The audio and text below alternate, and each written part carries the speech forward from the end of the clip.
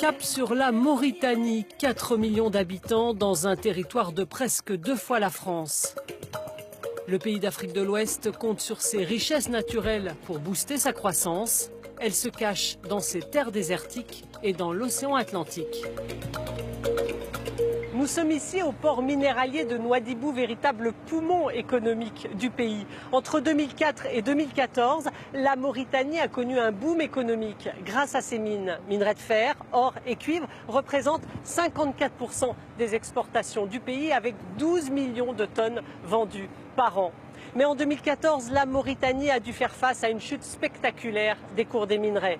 L'autre richesse du pays, c'est la pêche. Elle représente 45% des exportations de la Mauritanie. Le trésor de la Mauritanie, c'est dans l'eau qu'il se trouve. Le pays est l'un des mieux dotés au monde sur le plan des ressources halieutiques. Le long des 700 km de côte, près de 600 espèces de poissons répertoriées. Plus de 200 peuvent être commercialisés. Les dernières années ont été marquées par des réformes extrêmement importantes dans le domaine de la pêche. Ce qui a significativement amélioré donc, les recettes d'exportation et les recettes en général issues du secteur de la pêche. Le Hawam décharge sa cargaison qui prendra dans ce camion réfrigéré la direction de l'Espagne, premier importateur de pêche mauritanienne. En 9 jours de marée, il a fait une cargaison de 16 tonnes. Ici à Nouadhibou, la capitale économique, un tiers seulement du potentiel halieutique est débarqué faute d'infrastructures. L'un des grands projets de la zone franche, qui offre depuis 2013 un régime fiscal attractif aux investisseurs, est de créer un port en eau profonde de moins 18 mètres pour les gros bateaux.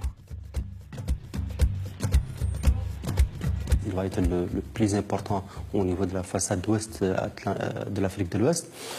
Ce port offrira donc toutes les conditions techniques à la domestication de cette ressource halieutique. Et au-delà, c'est un port aussi de commerce parce qu'il est port du Grand Sahara, parce que c'est un port qui va permettre à des pays qui n'ont pas d'accès à la mer de bénéficier d'une plateforme d'échange et de transit extrêmement importante.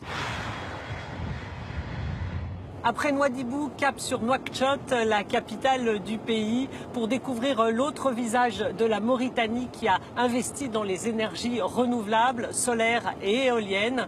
Et sur la route, on va s'arrêter dans la ville de Chami, une ville nouvelle, une ville créée en 2012 et qui vit complètement de l'énergie solaire. À Chami, le champ solaire voisin veille sur les 5000 habitants. La création de cette cité est un exemple de l'accélération du développement du pays. Nous avons eu notre indépendance en 1960 et à l'époque, il n'y avait absolument aucune infrastructure. C'est pourquoi la Mauritanie, pendant toutes ces années, s'est beaucoup plus appuyée sur les secteurs exportateurs en termes de matières premières, le fer, la pêche. Les autorités ont, en quelques années, réussi à mettre en place une infrastructure relativement intéressante, en tout cas qui offre des perspectives pour la diversification de l'économie, qui constitue effectivement l'enjeu le plus important pour les prochaines années. En 2008, il n'y avait ici aucune énergie renouvelable. Aujourd'hui, les fonds publics la financent entièrement. Le pays est celui qui, au monde, alloue la plus importante part de son PIB aux énergies renouvelables. Et la future centrale éolienne de 100 MW de Boulet-Noir deviendra en 2019 la plus grande d'Afrique de l'Ouest. En 2016, 38% de l'énergie venait du renouvelable. La Mauritanie espère arriver à 50% grâce aux 157 000 panneaux solaires de cette centrale de Nouakchott.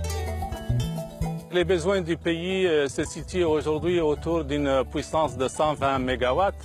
Et comme nous disposons déjà de 3 fois plus en termes de puissance, cela nous permet d'exporter le surplus vers les pays voisins, le Sénégal et le Mali.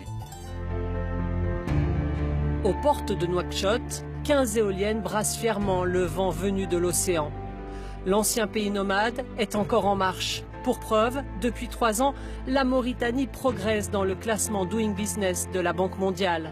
Avec 10 places gagnées en 2018, elle se classe 150e sur 190 pays.